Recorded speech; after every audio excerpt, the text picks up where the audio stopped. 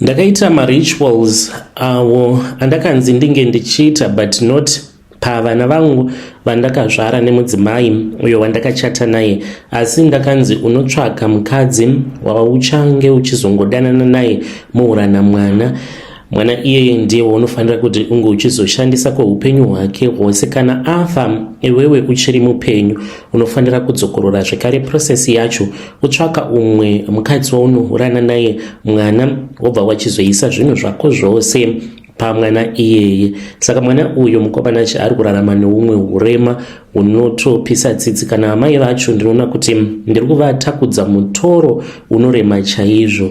Chandoda kungobvunzawo kubva kune vedare renyu ndechekuti kana munhu ukamutambudza uchimutakudza mutoro unorema kudai so, kana kuri kunzi akazofa, handisi kutaurira mwana wangu nekuti iropa rangu, but uyu mukadzi uyu wandakaurana naye mwana handiti kwandiri mutorwa.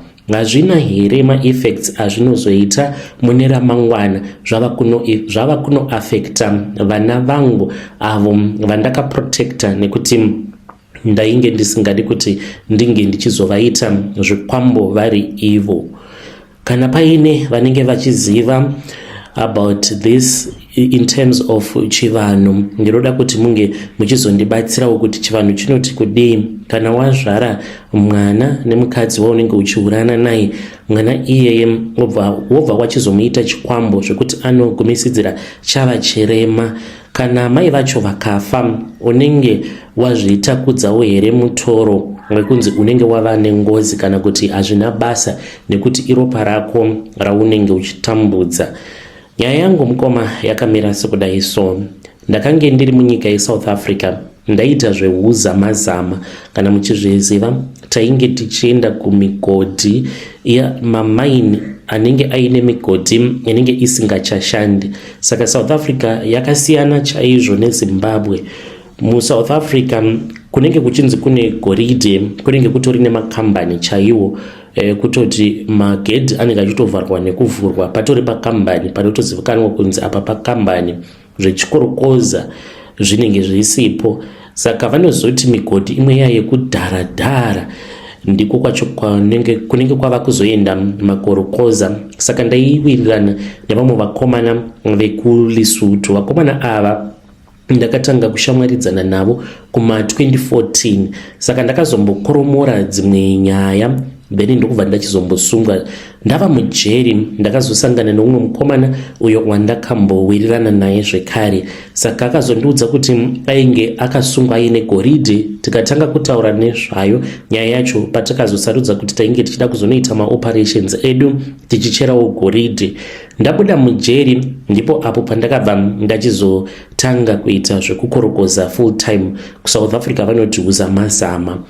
Muna 2022 ndaiona kuti kukorokoza ndiri kukorokoza, but I was not satisfied nekuti ndakange ndisinganyatsokuona kwainge kuchienda life yangu. Ndaingokorokoza zvekuti ndinge ndichingokwanisawo kungorarama, but ndisina chandaikwanisawo kuburitsa muupenyu hwangu. Ndakatanga kufamba ndichitsvakawo dzimwe nzira dzechivanhu ndichida kunzwisisa kuti ko chii chainge chichimbokonzeresa kuti ndinge ndichizova munhu anenge asina mari. Kana ndikangobata mari yandinenge ndabata yobva yangonyangarika pasina kana nguva.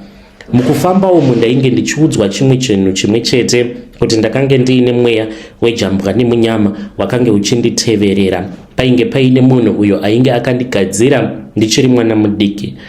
Ndakabva ndabvunza kuti zvino zvinoitwa sei. Saka process yacho yechivanhu yechishona ndakaona sekunge yakange iri long process. Rimwe dambudziko rakaitika pandiri ndere kudai so. Handina kumbogara ndakagamuchirwa kumusha kwana baba, nekuti baba vangu vakange vari mushona uye zvekare amai vangu vakange vari vekubulawayo. Saka kwana sekuru ndakange ndisingadiwi nekuti ndainge ndichingoonekwa semushona. Kwana baba zvekare ndakange ndisingafarirwe nekuti vaindiona semundevele. Vaingoti uyu achatiparira ngozi. saka ndakange ndisina munhu wandinoti ndiyewo hama yangu. Ipapo pazvakataurwa zvichinzi ndainge ndakaganyirwa mumhuri nekuti pakange paine mweya wasekuru wainge ugere pandiri, saka vamwe veukama vainge vava kukanira mudzimu wacho iwoyo vachiuda. Ini ndainge ndisina basa nawo kuti ndinge ndichibatsirwa nenzira chaiyo yechishona. Dzinza rose raitofanira kutoti ringe richitogara pasi. Ndakataura hangu ndikaudza vanhu veukama kuti ndizvo zvainge zviripo zvandainge ndakaudzwawo nana chiremba, but veukama havana kukwanisa kuti vange vachindibatsira. Zvange zvisingabudi because zvainge zvakanzi hama dzikwababa nehama dzikwamai dzaifanira kuti dzinge dzichigara pasi dzoita dare rimwe chete. Dambudziko rakange riripo rakange riri rekuti baba vangu pavakanorambana naamai, amai vangu vachizonoshayika, amai hamene kuti vakazvifambisawo sei, vakange vatochinja matitle deeds, vakaita zvechitsotsi vakanochinjisa matitle deeds. Imba iyi yakange iri mubulawayo, saka baba vangu vakasvika pakungonofa vachingoti vainge vaine shungu dzekuti vainge vakabirwa imba yavo naamai. Imba iyoyo kusvika pari nhasi ndiko kunotogara dzimwe hama dzamama vangu. Ini kutoti ndinge ndichisvikapo pamba ipapo ndinoita sekunge ndinenge ndava kutoda hondo navo. Pandakaona kuti ndo zvainge zvichidiwa nemudzimu wacho, ndakati this is a fail. Ndakaedza kuti vamwe vanasekuru vaita sekunge vanondinzwisisa vange vachigara vari vose vachitaura about issue yemuzukuru, but zvakaramba ndobva ndasiyana nazvo. Ndadzoka kuSouth Africa ndo pandakanobayiwa nebanga. Ipapo ndikadai ndakafa, handiziviwo kuti Mwari vakandichengetedzawo sei. Ndabayiwa nebanga, matumbu akatobuda panze. Vanhu vainge varipo mutaveni mandainge ndiri imomo ndivo vakakasika vakandivhara. Ainzi matumbu emunhu hafanira kurohwa nemhepo. Ndokubva pachizofonerwa ambulance ikauya, ndikagara muchipatara for nearly 2 months something. Ndaifidwa nedrip nekuti matumbu angu ainge akatokuvara. Ndakaita nguva ndisingakwanisi kudya masolids, ndaingorarama nechikafu chinenge chakaita maliquids. Kunyange riri sadza ndaingoita sadza rekungobikirwa rakaita kunge porridge kuitira kuti munhu usazofa. Ndakazorikavha, ndarikavha ndakazobetserwa nomwe sangoma wemuno muSouth Africa, ndiye akandiudza zvekare kuti ndakange ndiine dambudziko rainge riri pandiri ndaigona kutongofa anytime. Ndakange ndisingadi kufa kutaura chokwadi. Ndipo pandakabva ndachizoudzwa nyaya yekuti ndaikwanisa kuita yavanoti ukutwala muno muSouth Africa. Ndakabva ndachizopiwa mushonga. Ndapiwa mushonga kudaro ndakanzi asi mushonga uyu, trick riripo pamushonga uyu, haufaniri kuti unge uchizobata vako vana vaunenge wakaita nemukadzi wawakachata naye, asi unofanira kuti unge uchitsvaka umwe mukadzi wekunze waunoita gumbo naye gumbo kunze. Hazvina kunditorera nguva. Mulocation matainge tichigara nemudzimai makanga muine umwe mukadzi aitoratidza kuti aindida. Mukadzi uyu ainge akaita kunge nzenza so. Saka pandakamusvitsa shoko akafara zvisingaiti, ndokubva tatotanga kutodanana. Ainge aine dzungu rekungoda varume vainge vaine mari. Sezvo isusu taita zvegoridhe, taiti kana taribata goridhe hataibata chaizvo, ende taitozivikanwa nekutohosta mapati mulocation. Saka aindida mukadzi iyeye. Takati tatanga kudanana, handina kunge ndakambomudza kuti ndainge ndichida mwana. Ndakazotongoshamisika ava kundiudza kuti ainge aine nhumbu. Ndikati unonyepa, isi nhumbu yangu. Akasvika pakuramba murume wake waaigara naye nekuti ainge achida kundiprovera kuti nhumbu yainge iri yangu. Nhumbu yakati yakura, mwana akasvika pakuzvarwa, ndaimuitira zvose zvaainge achinzwa kuda, sezvandainge ndakaudzwa nasangoma kuti haafaniri kumboyeredza kana misodzi kana kuita sei paanenge aine nhumbu. Akakufonera akakuudza kuti uya unofanira kuti unge uchienda kumba kwake. Aindifonera kana pakati peusiku ndirere nemudzimai, ndotomutsa motikari, then ndobva ndatoenda ndotonorara naye.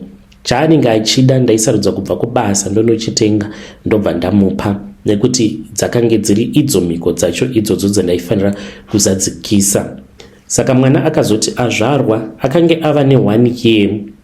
Ndakabva ndachizoenda kuna chiremba.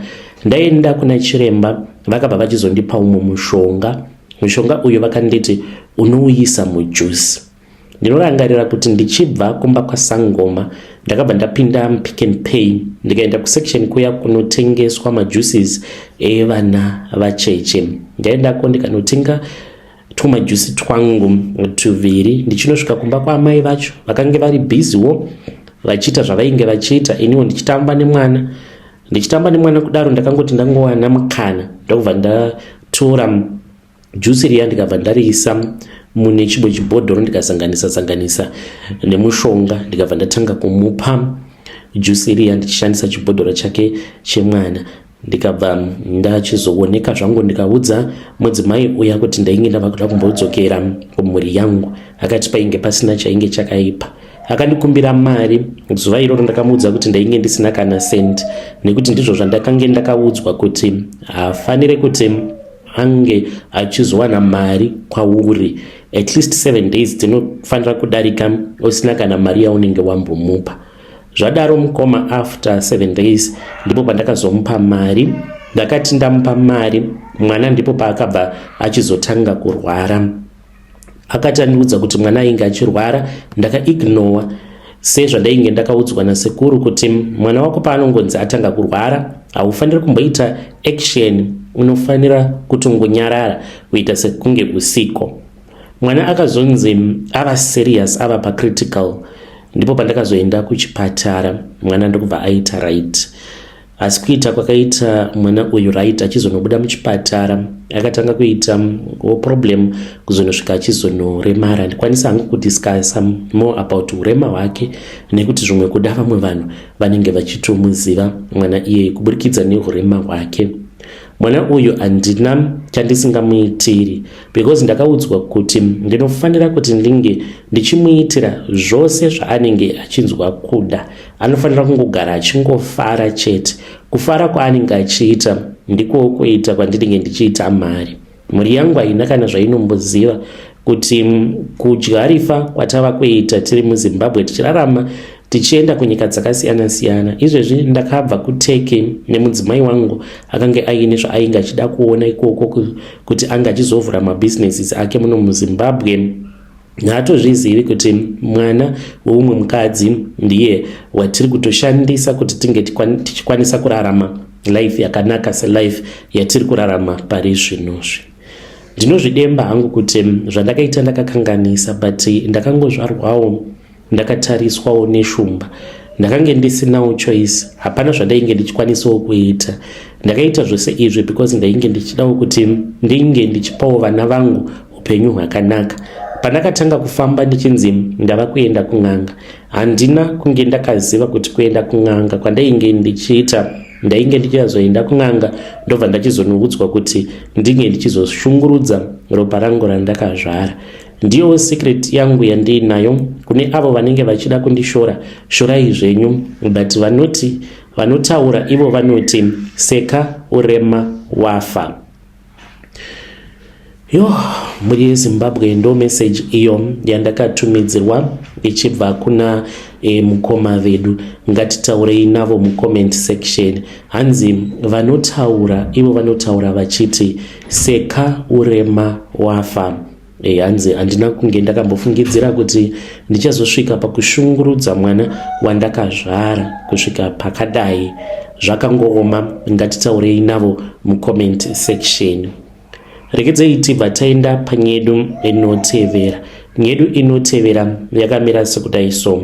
Hanzi ndakanwa maheu awo akange aine mupfuwira. Nawo ndava kudanana nevamwe gogo vechixhosa vane 60 years muno muCape Town. Kumusha handifungidziri kana ndikaenda ini because ndatova nemakore akawanda ndigere navo gogo ava. Kana ndikakuudzai makore angu mukoma munoshamisika, ndine makore 29 years ekuberekwa asi ndiri kugara nemunhu ane 60 years. Takatobva mukutocelebrate birthday rake zvamanje manje. She turned 60 years. Iniwo zita rangu muchanditi Brighton. Ndiri murume ndigere muno munyika yeSouth Africa muCape Town mune imwe location. Handizivi zvino nenyaya idzi asi iye anoti ndinofanewe anenge achida kukubata anotanga abata inini kana kuri kunzi tikasungwa tichasungwa tiri tose. Anoti kana achitaura mashoko iwawo ekuti ndinoenda newe kuZimbabwe, ndinozvibvunza kuti zvino ndingasvika nechembere yakadai kuZimbabwe vanhu vachati kudii? Dai ainge aine mari taiti zvingadai zviri nani, but anotoraramirawo pandiri. Vanondiziva vanongondiziva nezita rekuti Rasta. Tinoitawo zvekutengesa mbanje, tinewo makomo avo atinoti kana tikakwira makomo iwawo ndiko kunenge kuine minda yedu, tinoita zvekurima mbanje mumakomo tichizohodhesa. Saka ndiko kurarama kwangu, ndipo panobva chiraramo changu. Kubva zvandakauya kunoku kuCape Town handina kumbogara ndakawanawo basa rakanaka rekuti ndingati iri ndiro basa randakashandawo ndikakwanisa kuwanawo mari yakawanda. Kuuya kwandakaita kunoku ndakaunzwa nenhamo, but ndinoita sekunge ndakaberekeswa something, because kunyangwe irini pache zvangu ndinotozvifila semunhu anorarama kuti pane chiri pandiri. Ndinotonzwa kuti zviri pandiri hazvisi normal zvachose. Ndikakutsanangurirai hondo dzandakapindana nadzo kuzosvika ndichizosvika muno muCape Town, munokwanisa kufungidzira kuti iAfrican movie nezvimwe zvinhu. So zvandaitoona tichitofamba usiku, ndaisangana nezvimwe zvinhu zvinotyisa zvekuti ndaizoti kana ndikabvunza vamwe vanhu kuti pane chamaona here, vamwe vangu vandainge ndinavo vaingoti hai hapana kana chataona. Uye zvekare ndiri munhu anongogara ari mumasituations ekuti vamwe vanhu vanenge vachida kungorwa neni, ende mukunorwa nevanhu kana ndikangorova munhu kana chibhakera, munhu iyeye anotofenda kuita sekunge afa. Ndozvimwe zvinhu zvinondinetsa muupenyu hwangu, kuti upenyu hwandinomborarama upenyu hwakaita sei. Ndinoita sekunge ndakaroyewa nemunhu akafa nechekare. Zvadaro ndakati ndasvika muno muCape Town ndakamboedzawo kuhadhira, ndakambonoshanda kumapurazi, but ndaingosanganawo nemamwe masituation aingondirwadza. So papurazi pandainge ndichishanda inini ndakatoudzwa nevamwe vanhu avo vandakange ndava kushanda navo, vakati unoziva ka murungu uyu hatisati takambomuona achitsamwa nenzira dzaanokutsamwira nadzo. Vaitondiudza ivo vachiti vakange vasati vakambomuona achitsamwa zvakadaro zvekuti anosvika pakurova munhu, because ndini munhu akatanga kurohwa papurazi ipapo nemurungu, kutorohwa zvifight ndikatodonhera pasi. Ndainge ndichida kumudzosera, but ndakaona kuti zvakange zvisingaiti kuti ndinge ndichinzi ndadzosera munhu anondipa mari. Ndakashingirira, but nekuda kwekushungurudzwa ndakazosvika pakuzosiya basa. Ndasiya basa manje ndipo pandakazosangana nemumwe mukomana uyo ainge achinzi Tino, because ndakaita zvekudzingwa mupurazi rafu after ndaramwa titori pabasa. Murungu akauya kwandiri akandiudza zvaakandiudza, ndikabatikana ndikati it's okay, handichadi hangu basa, ndokutotanga kutondikika. Ndaiti ndichifamba mukomanashi aitoita sekunge achandidhuma nemotikari yake, because akanditevera kubva kuminda yemagrapes kusvika ndasvika kuhighway achindidzinga mupurazi rake. Saka ndakazoti ndava kufamba manje ndopandakazosangana naTino. Tino uyo ainge ari pakutotsvakawo basa, akabva andibvunza kuti papurazi ainge andiona ndichibva painge pari sei, painge pasingadiwi here vanhu vemabasa. Ndakabva ndamuudza kuti ndainge ndatobva mukutorohwa nemurungu. Akabva ati saka ndakutodzokera kulocation. Akandiudzawo kuti ainge akabvawo mukuramwa basa, ainge achishanda pane imwe construction company muCape Town. Takafamba tikaenda kulocation kwaainge achigara, tikatotanga kutogara tose. Akange ari munhu ainge aripo, tiri vaviri takabva tatotanga kutoshandira murungu wake.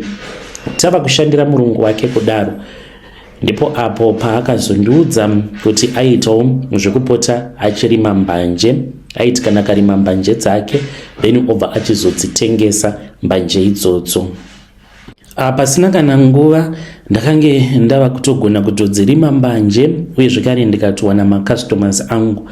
Saka takati takura akabva andipawo yangu minda, then ndokubva ndachizotanga kuitawo zvekurima dzangu mbanje. Takazobva mulocation umo ainge achigara. Ndini ndakatomudzidzisa chikemu chekuti munhu gara kuzvimasuburb kana uchikwanisa kubhadhara rent kuavoida mapurisa. Saka mumalocation tinokwanisa kunoswerako kumalocation because ndiko kunenge kuine macustomers edu atinohodhesera mbanje dzedu. Nerimwe zuva takange tiri pane umwe musha apo panova pari pamba pemukadzi wandiri kufambidzana naye uyu we60 years. Takagarapo kudaro, saka mukadzi uyu akabva angoburitsa maheu nemautaglass maviri. Asi akati aburitsa mautaglass maviri kudaro, inini akabva andipa changu chikatoni, then ndokubva achizopa Tino chake chikatoni. Saka Tino akabva atongosimuka achidavira foni, haana kuzombodzoka. Saka pandainge ndapiwa chikatoni chemaheu ndakabatikana because angu maheu ainge ari mashoma. Maheu ndinomafarira zvekutodaro. Saka pandakaona kuti chikatoni chainge chapiwa Tino chainge chiine maheu ainge akawanda, ndakabva ndatongochinja chikatoni chiya, then ndokubva ndatotanga kutonwa maheu aTino. Chiitiko chakandika chikamadza ndechekuti mukadzi uyu wandava kudanana naye ndakange ndisati ndakambomutarisa neziso reruchiva, but ndakati ndichangobva mukunwa maheu iwawo paakabuda panze achiti where is Tino, achitoshamisika paya achitarisa maheu andainge ndakabata. Ndakati ndakamutarisa ndikanyatsokuona kuti apa paita yellow bone raMwari rakazvarwa, ende Mwari vakanyatsokushandisa unyanzvi hwavo vachimusika. Ndakangosmaila, iye ndokubva apinda mumba achimhanya achitisa zvake. Ndakangoti ndatarisa ndokubva ndatomhanyawo ndichitomutevera, tikatoita zvevakuru. Akazotondiudza later on kuti maheu awanwa anga ari maheu aTino, zvichireva kuti ainge aisa mishonga yekuti anga achidiwa naTino. Akabva andibudira pachena kuti ainge aine crush pana Tino, ainzwa kumuda. Ndakatobatikana panguva yacho iyo, ndikati unogondiudza kuti une crush naTino, inini ndatova murume wako. Ndiko kutotanga kutogara naye mukadzi uyu. Saka nyaya yandiunza pano mukomanashi ndiyo iyi yekuti handizivi kuti ndichabudawo sei munyaya idzi dzandakazvipinza. Kana paine munhu anogona kundirutsisa, please ndibatsireiwo. Vanhu vanogona kukupai mafoni numbers avo kana vari muno muCape Town. Ndinotya kutaura exactly kwandiri, but kana munhu ari muCape Town kwaanenge ari ndinogona kusvika kana achikwanisa kundibatsira. Ndapota ndikutodawo kudzokera kumba, but ndinotochema kutoridza mmere kana ndikafunga nezveyellow bone rangu. Muri yeZimbabwe ndo message iyo yandakatumidzirwa ichibva kuna mukoma vedu. Zvakangoma hazvo vedu. Mava kuita zvekutopanana minda kuCape Town ikoko. Hanzi ndakapiwa munda muCape Town, vanoita zvekurima mbanje muCape Town. Zvakangoma hazvo vedu. Hanzi ndikutsvakawo munhu anogona kundirutsisa, uyai kuinbox kwangu. Regedzai tibva taenda panyedu inotevera. Nyedu inotevera yakamira sekudai so. Hanzi mukomanashi muri sei zvenyu, please post my story makaviko uchitupa changu. Ininiwo ndiri muprofita wekumasowe, asi ndiri muprofita wefake. Haya, ndakatambuka kugokwe, handifi ndakaikanganwa. Ndiri murume ndina makore 39 years ekuberekwa. Ndiri kunyora nyaya yangu iyi ndichiti maprofita we, kana musina zvamunoziva regedzai kuita utsotsi muchipa vanhu zviprofita zvenhema. Saka handina kukura ndiri muprofita, uyezve chipo handina kumbogara ndakanzi ndakaita chipo kana mudzimu wakataura uchibuda uri pandiri. Ndaingovawo munhu zvake ainge achizvitamburira, asi ndakaona kuti vamwe vaprofita vakange vaine masowe avo zvavo zvainge zvichitoita. Pandakazoona umwe ainge achinzi Jonasi achizotenga motikari yake, ndakabva ndati vana Jonasi vava kutodhiraivha motikari, neniwoka ndiri kutoida motikari. Saka ndakabva ndachizotanga kufamba ndichibetserwa. Ndaitoda kutorombera but zvekwedu zvakaramba. Mukoma ndakatosvika pane imwe n'anga iyo ikatondiudza kuti zvekwenyu zvaramba. Tisati tatomboedza kana anything, ndakatoudzwa kuti zvekwedu zvainge zvatoramba. Saka ndakabva ndati zvinondoita sei. Sekuru ivavo ndivo vakabva vandipa mvura. Vakandipa mvura vakabva vanditi mvura iyi zvatoda kuti unge uchizoita ndezvekudai. So kana wasvika kwenyu kana kuti kunzvimbo ikoko kwaunenge uchifungidzira kuti ndiko kwauri kuda kuti unge uchizotanga sowe rako, unotora mvura iyi wobva wachizoiisa muchigubhu. Chigubhu ichocho unyatsokumeka sure kuti unochisila zvekuti hachizombofi chakavhurika zvekare. Then kana wadaro unenge uchifanira kuti unge uchizochera gomba. Unochera gomba zvekuti rinenge rakadzika. Then kana waona kuti gomba iri rinenge radzika kusvika palevel yekuti wega semunhu unenge uchizoona kuti level regomba ranyatsokudzika, wobva wachizotora chigubhu chako wobva wachifushira. Asi mukunofushira ipapo ndipo pavakati nyatsokunditeereresa. Usafushira nemaoko asi unofanira kuti unge uchifushira nemagadziko ako. Ndakati okay, hapana chakaipa. Ndakaita saizvozvo mukomanashi. Ndakati hangu ndapiwa mvura iyoyo, handizivi kuti imvura yezvitunha here kana kuti imvura yei. Chandakangogona kuita ndechekuti ndakagamuchira chigubhu chakange chiine mvura. Ndakazoti ndasvika kumba ndikatsvaka 2 liters changu chepepsi, then ndokubva ndachigeza ndikachisuka. Asi handina kuchisuka nesipo sezvavainge vakandidzidzisa. Ndokubva ndachizotora mvura yangu. Ndakati ndatora mvura paya ndikabva ndadiramo muchigubhu ichocho. Ndokubva ndachizoenda ndikanotsvaka nzvimbo musango, panzvimbo pandakaona kuti apa panoita pano apa. Ndakachera gomba ndikachera. Then ndokubva ndachizofushira ndichishandisawo magadziko angu sezvavainge vakandiudza kuti ndozvaunenge uchifanira kuti unge uchizoita izvozvo. Ndapedza kuita saizvozvo mukoma, ndakaita mazuva 2-3 ndiri ndega ndichinamata, ndichirarapo siku nesikati. Vanhu vakazotanga kuuya 1-1, munobatsira here? 1-1, munobatsira here? Hongu ndinobatsira. Ndava kutotanga kutoratidzwa zvimavision paya, but ndaingonawo mavision zvimwe zviya zvokungodaro but asiri mavision chaiwo ekuti munhu anogona kubatsirika. Ndakatanga kushandisawo experience ndichingofungidzirawo. Ndaiti kana ndakatarisa munhu ndikafunga zvandinenge ndafunga, ndobva ndatomuudza zvandinenge ndichifungidzira kuti ndo zvinogona kumuponesa. Ndakasvikawo pakutoita 2. Zvadaro mukomanashi ndakabva ndachizoita timu rangu. Saka zvatinoita isusu manje zvataita ndezvekudai. Ndaiti kana kuri kunzi ndikapinda muvillage, ndapinda muvillage ndinotsvaka munhu anondipa information. Information iyi inenge iri pamusoro pevanhu avo vemuvillage vanenge vachifungidzirwa kuti vanoroya vakaromba. Ndinotsvaka vaya vanenge vari vanhu vanenge vari zvidhakwa zvekupedzisira, avo vanonwa tumbwa ava ndovatengera doro ndotanga kutaura navo. Saka ndakati ndaenda kugokwe, ndakange ndino umwe mukomana wandainge ndiinaye. Ndakange ndichangobva mukutenga mombe dzangu 6, saka ndaitoda mari very fast. Tasvika muvillage, tagara tichingoenda kubhawa tichingowadzanawo nevamwe vanhu. Ndipo pandakabva ndachizoudzwa nechimwe chidhakwa chakandipa wrong information. Chakandiudza kuti pane umwe musha apo pandainge ndichida kuenda kunosvika kuti ndige ndichivaprofita kuti pamba pavo vakange vaine zvikwambo zvavainge vakasirwa namai vavo. Zvikwambo izvi ndizvo zvakange zvichida kuzovapedza. Haana kunyatsokundipa information chaiyo.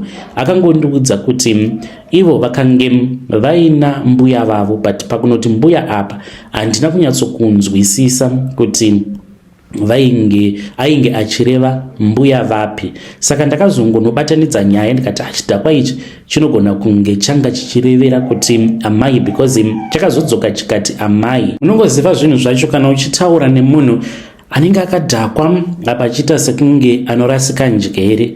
Saka ndo zvakaitika ipapo. Ndakangobata ndikati amai. Saka ndakabva ndachizoti zuva racho rainge rasvika. Tikasvikapo pamusha, then ndokubva tatanga kuvabatsira. Takange titori nezvidhori zvedu zvatainge takaplanta, zvimwe tainge takanozviisa kumaorchard mumunda, takazvicherera nechekare tichitoziva kuti kana vakangokabira chete tobva tatovaudza kuti pakati nepakati nepakati ndipo pane zvidhomwa. Kune vaya vanoti kana vachifamba ungokwenyewa nemunhu obva kuudza kuti pamuri ndikuona kuti pane mhepo yakadai. Zviriko, but unogona kutongosangana nemunhu anenge achitoda kutongozosvika musha mako kuti anga achizokutorera zvipfuwo zvako, nekuti achaita sekunge aona chaizvo aoneswa. Saka vanhu vanofanira kuti vange vachizopa ngwarira ipapo. Takati tafamba nedare racho, vainge vava kutoda kutonobhilivha, but ndakabva ndati ndiri kuona munhu, pari munhu wandiri kuona. Vakabva vandibvunza kuti madzibaba muri kuona ani? Muridzi wezvidhoma izvi zvamuri kuti zviri mumunda, zvimwe zvakadyarwa kumaorchard. Ndakabva ndati ndikuona amai venyu, but amai venyu havapo panapa. Dai kwanga kuri kunzi ndakangogumira ipapo pakuti amai venyu havapo panapa, because vanhu vakatotanga kutochema. Vanhu pavakatanga kuchema ndakabva ndati henaro ndatorova jackpot. Ndakabva ndawedzera ndikati matambudziko enyu ose ari kubva kuna amai venyu, ndivo vari kukuroyai. Saka pandakanoti amai venyu ndivo vari kukuroyai, mukoma pakaitika imwe silence, kuita sekunge pamariro. Vanhu vakabva vati zii. Handina kuziva kuti ndainge ndava kutozviwisira mugomba. Saka umwe murume akabva atanga kubvunza mibvunzo imwe yandakanganwa. Akanga achindibvunza more about amai ava vandainge ndichiti ndivo vainge vachivaroya. Iye murume iye dai kwanga kuri kunzi ainge akaita mistake inowanzokuitwa nevanhu vakaenda kun'anga, zvekuti n'anga ikambonorasika gwara inoita sekunge yava kudzoka nemi ichikubvunzai, asi hana kana kumbogara ada kundifembedza gwara rekuti munhu watainge tichitaura nezvake ainge ari kumakuva, because iye mukutaura neni aitoita sekunge tiri kutotaura nezvemunhu mupenyu. And ndaishandisa knowledge information yandakange ndakapiwa nechidhakwa chichindiudza kuti munhu uyu mupenyu. Izvo chidhakwa ichi chainge chichitobvira gogo vacho nyakubereka amai ava vandainge ndichifungidzira kuti ndivo vainge vachiri vapenyu. Tafamba ndikati muri kumbozvibvunzawo here nhai kuti sei amai venyu vasipo pano zvanhasi? Havapo pano nekuti vari kutozviziva. Kwavari ikoko vari kutozviziva kutoti nhasi vana vangu vazosvika pakuzviziva kuti amai vavo muroyi. Vanhu vakaramba vakanyarara. Vaya vainge vachimboombera nekuridza muridzo vainge vati zii. Pano umwe akazongoseka mukomanashi akati, muprofita, munhu wamuri kutaura nezvake uyu mungatiudza kuti aripi? Ndikati munhu wamuri kutaura nezvake uyu, varume unoita sekunge musingazive amai venyu sei, nekuti amai venyu vari muno, imo muno mugogwe, muno mumusha, muno ndimo mavari. Vanhu vakabva vati bvu kuseka. Akabva andipindura mundaraunda akati, muprofita, amai vedu vakafa 10 years ago. Ipapo mukomanashi hana yangu yakatanga kurova. Ndakaedza kuti ndinge ndichigadzirisa gwara. Ndikati aiwa, handisi kureva amai venyu, ndiri kureva munin'ina waamai venyu. Kunodaro ndainge ndatopotsa zvekare, nekuti vakazvarwa vari only one girl in a family of 7 boys, 1 girl. Vakati amai vedu vakange vasina munin'ina, ndivo vega vakange vari musikana. Ndakaona kuti ndainge ndaigochera pachiutsi. Ndakangotarisa umwe wangu, saka umwe wangu ndiye akazononditengesa, because pandakamutarisa iye akabva ati rutsoka ndibereke. Vakabva vatanga kudanidzira vanhu vaya vakati imbavha idzi imbavha.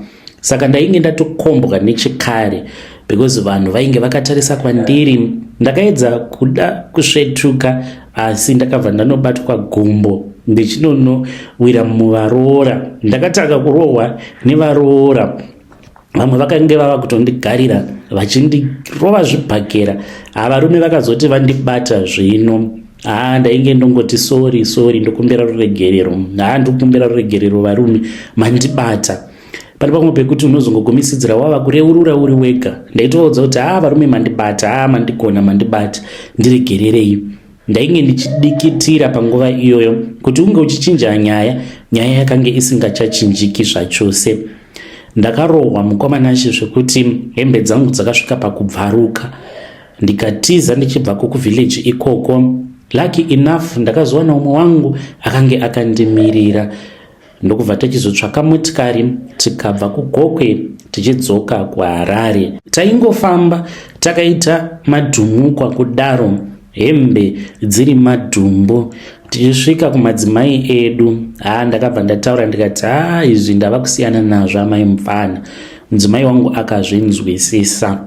Saka vanhu ngwarirai, maprofita ivo pachezvavo vazhinji vacho, handisi kuti chivanhu hakuna, chivanhu chiriko, but vazhinji vanenge vava kunoshandisa kaexperience kekuti pakunotaura nemunhu kana uchitaura nemunhu, umwe munhu anogona kutokuudza information yake yose about vanhu vaanenge achifungidzira kuti ndivo vari kumuroya muupenyu. Saka unenge wava kungopota uchingotsvaka information maari.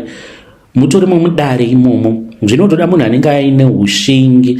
Ndokusaka vanhu vakawanda vasingabhelieve kuti nyanga dzefeki dziriko, because haisi nyore kuti unge uchinzi waunganidza family yose. Vamwe vanenge vabva kunana America, kunana UK, vakakuunganira, wakamira uri kumberi kwavo, otanga kuvaudza kuti imimi mufamily menyu mune chidhoma chirimo, mune zvakati nezvakati, uchitobatanidza nyaya uchitoenda. Haisi nyore.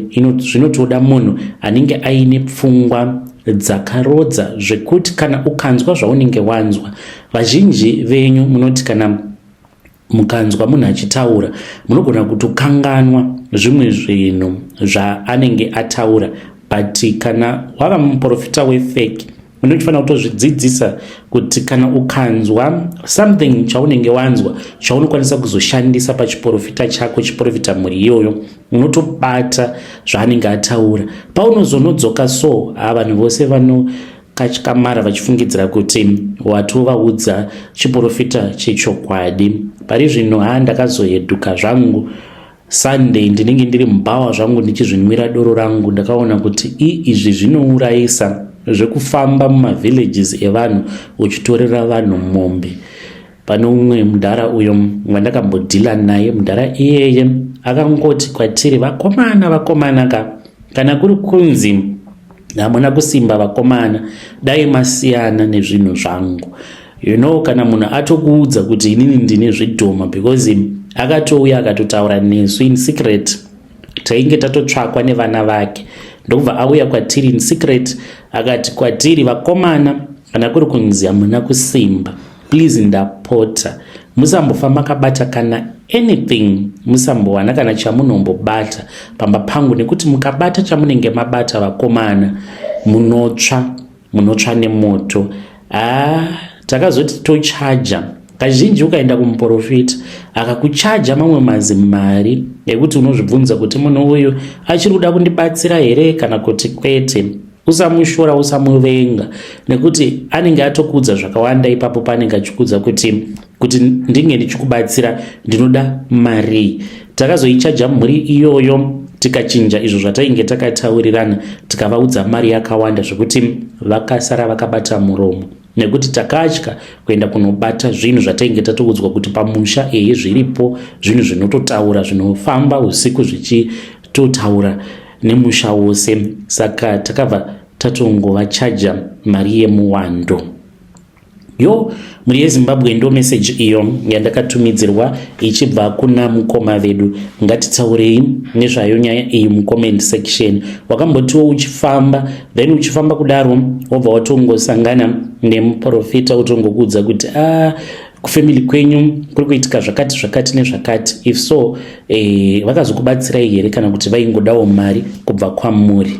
Tell us what you think mucomment section.